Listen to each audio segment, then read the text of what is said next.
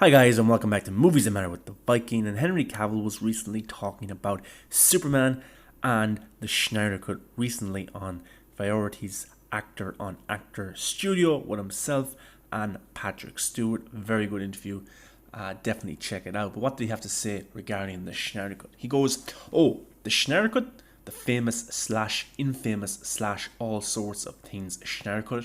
I can't really tell you anything aside from the fact that all I know is that HBO Max will be releasing it, I believe, and it'll be Zack's final vision for the movie. And I don't know anything more than that. I'm just really happy that Zack got to realize his vision. I think it's important for a filmmaker and a storyteller to have their intended vision released and shown to the world.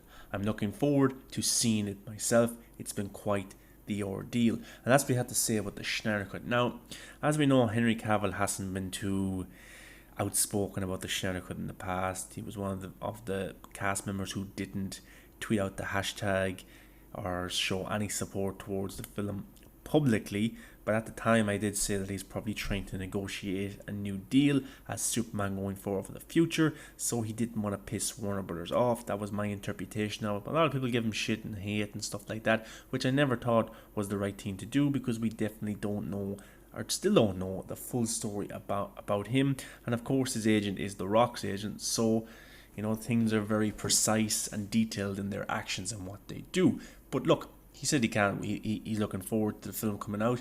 Look, he's always political in his answers. He's never too positive or too excited in his interviews. But he said he's happy for Zack to get his final vision out there and the famous slash infamous slash all sorts of things Snyder Cut, which it has been. It's been famous. It's been disregarded by people. It's been shit on by people. It's had a movement that's created money for charities and for the AFSP and helped Zack out a lot and shown support towards Zack. And then there's the people who said it never existed or it should never come out or Zack Snyder's a bad filmmaker. But look, Henry admits that it's important for a filmmaker and a storyteller to have their vision told.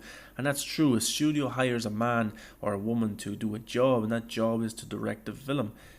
They're picked to do their vision of these characters, and that's the way they should be respected by the studios. Henry also went on to say, with Justice League when it came, there was a mix of visions, and the movie wasn't well received. Then, over the subsequent years, there was a big push to see the fabled Snyder Cut, and now that time has come, and I think it's going to be very enjoyable to watch Zack finally release his version.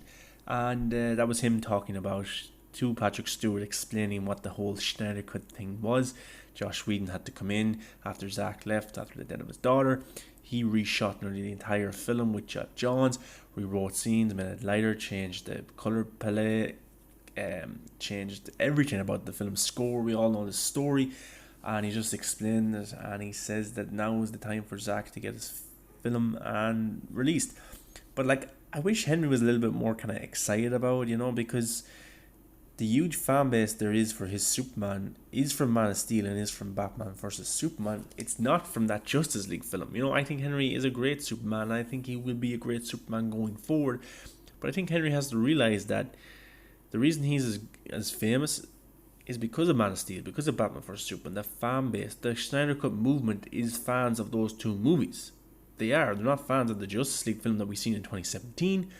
So for a way for Henry to come back and play Superman in the future going forward, the Snyder Cut needs to be a success. It really does, because if there's more of an outspoken tone towards him in a positive light after Zack Snyder's Justice League, then Warner Brothers would be idiots not to pursue him further and make a Man of Steel 3 or have him appear in other movies or even use him again. But I think he needs to realize that the fans make this a success.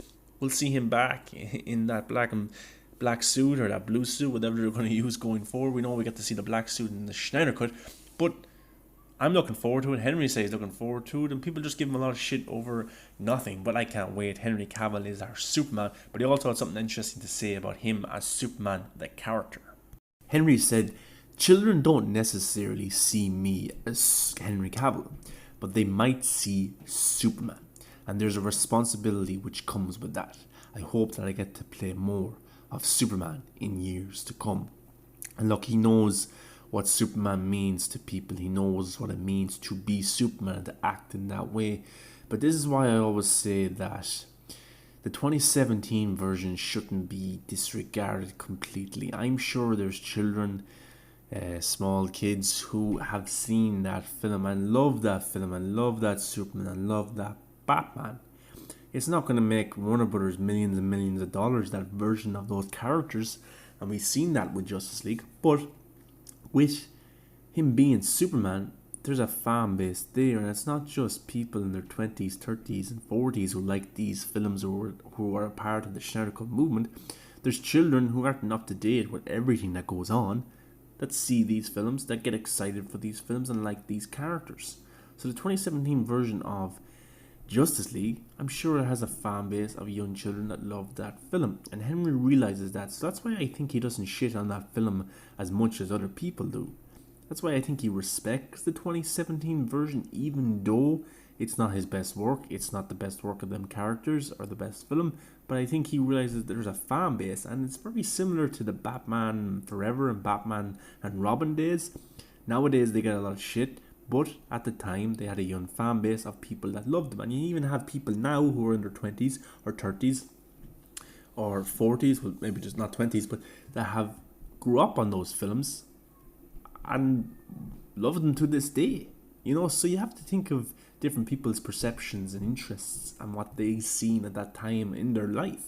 So I think Henry realizes that when people see him, they don't see Henry Cavill, they see Superman.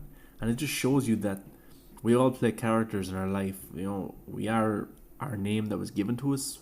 We are Henry Cavill or we are Ben Affleck, but people see us in a different way. They see us as Superman, as Batman, and we're all playing a character. And Henry Cavill realizes that his character is Superman. For the rest of his life, he's going to be known as Superman, and I think he understands the responsibility of that. But that's an interesting quote, and I really like that quote from Henry, that he understands that there's a fan base for the Batman vs Superman, for the Man of Steel, and even the 2017 version. And I think going forward, he wants a mixture of all three going forward in the direction of Superman. Not necessarily the Batman vs Superman, but a mixture of the Man of Steel and a mixture of the 2017, but done in a better way.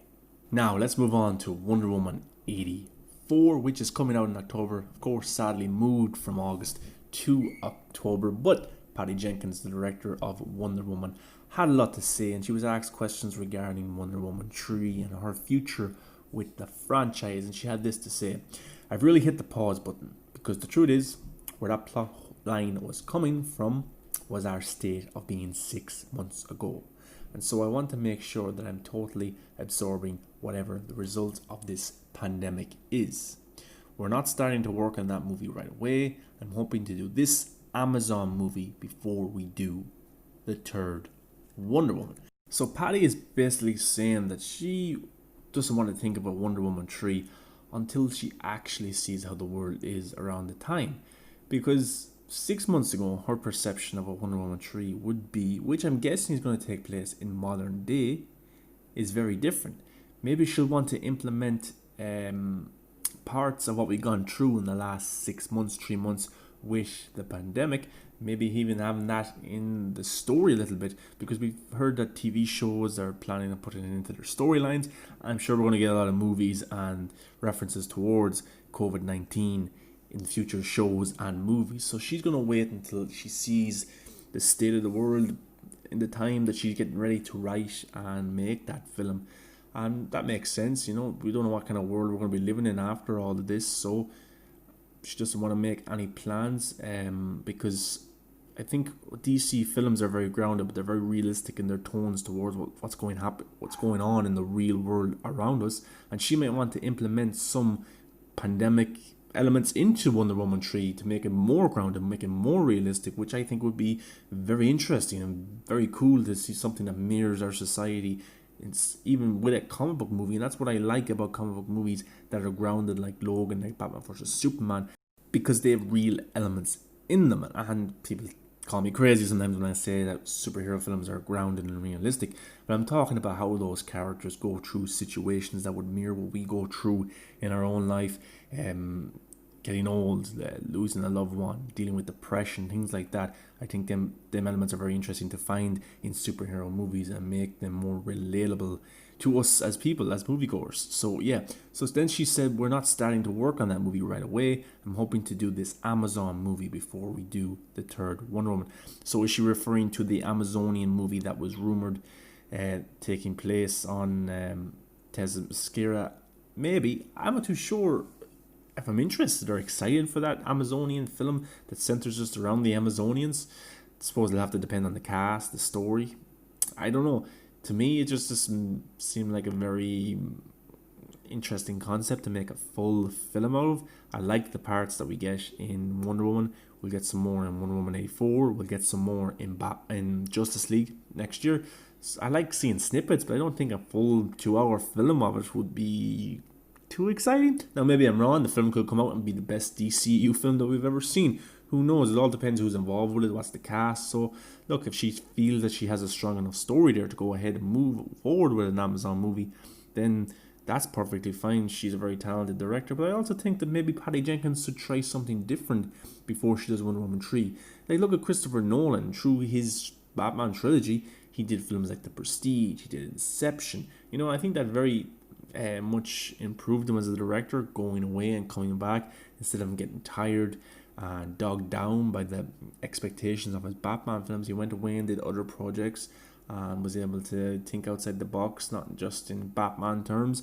And I think that really improved The Dark Knight and really improved The Dark Knight Rises. So I'd love to see Patty Jenkins go and do something a little different, a little smaller, kind of just use her directing chops a little bit more than she would on a big superhero film like Wonder Woman.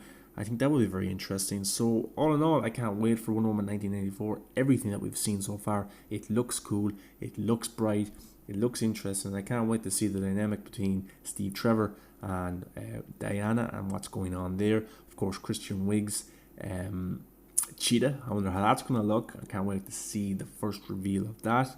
So all in all, Wonder Woman 84 looks amazing, and hopefully it doesn't get moved again, and hopefully it comes out in October. So that's exciting to have a DCU movie just around the corner. And of course, Zack Snyder's Justice League, which is supposed to come out in early 2021, hopefully in April or May. But speaking of Zack Snyder's Justice League, Zack Snyder was asked a question today on Vero regarding Justice League, and this was the question from a fan. WW3 asked Zack Snyder on Vero, sorry, I just wanted to ask 2 questions badly. 1, do you have anything surprise for us fans in your cut of Justice League? Because, not to be offensive, but whatever spoilers you had planned had it already been revealed. Again, I'm a big fan. 2, have you ever planned on doing a Manhab Barrett live action movie, since I heard you are a fan? And then he replies to WW3, he says, fuck yeah, you have only seen the tip of the iceberg. Now that's pretty cool. So, like, that's a fair question to ask Zack Snyder. Like, we've seen a lot of stuff from Zack Snyder's Justice League. We've seen that Harry Lennox is supposed to be Martian Manhunter. We know that the Green Lanterns appear. We know that Superman's in a black suit. Like, there's so much of this film that we know about. We know that Barry uses time travel. So, like, that leaves us thinking, are we going to be excited by this film? Are we going to be on the edge of our seat like we were for Batman vs. Superman? And Zack just says, fuck yeah, man. You've only seen the tip of the iceberg, and that's cool. And look, Zack Snyder has a 5-hour assembly cut now, and a 4-hour proper cut of the film. So we've only seen little stills, you know. We've only seen pictures, black and white images, stills, which is only like a second of time in that scene that we've seen. We haven't seen the full context of all those scenes. We haven't seen what Sam Benjamin's role is. There's talks of Ryan Reynolds now appearing. We haven't seen Ben Affleck's Batman fight. We haven't seen Henry Cavill in the Superman suit. You know, we haven't seen these things in context. We've only seen little images, little stills. Zack talking about stuff. And he said there's so much more in this film. So if he gets to go back and shoot additional photography, which he wants to do with Superman and Batman and Martian Manhunter, there's more scenes we haven't even seen, and we don't even know what the context those scenes are in. So we have to just be excited. There's so much of this film that we have not seen, and there's very little that we actually know and have seen. And yes, some things have been spoiled for us, but look, that happens when we're a movement and we're fighting to see a film after 3 years, and Zack Snyder is involved with releasing pictures and talking to us, but he never really thought that the film would ever come out for a while. We never really thought at times, when things were bad, but we believed, we kept going. Zach shared information about his film, but we haven't seen a lot. There's a 5-hour assembly cut of footage that we haven't seen. Remember, we only seen 10%. 10 effing percent of Zack Snyder's film in the 2017 version by Joss Whedon. 10%. That film was 2 hours long. And that 10% doesn't mean 1, 2, 3, 4, 5, 6, 7, 8, 9, 10 continuously in a row. There could have been a little snippet here, a little snippet there, just a camera shot. It might not have even been scenes. So there's don't worry, guys. Don't worry if you're thinking that we've seen everything about this film. We haven't. We really haven't. There's so much more to explore with Zack Snyder's Justice League. And if he gets to go back and add more scenes, then man, we're living in a fucking dream world. A dream world that we want to live in with Zack Snyder's Justice League.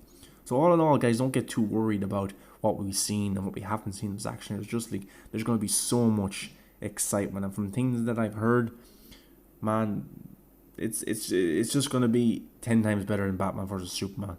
It really is. Because you're adding elements like Cyborg, like Flash, like Aquaman. Green Lantern appearing, Darkseid, Steppenwolf, Lex Luthor, Deathstroke. This is just going to be amazing and I absolutely cannot wait.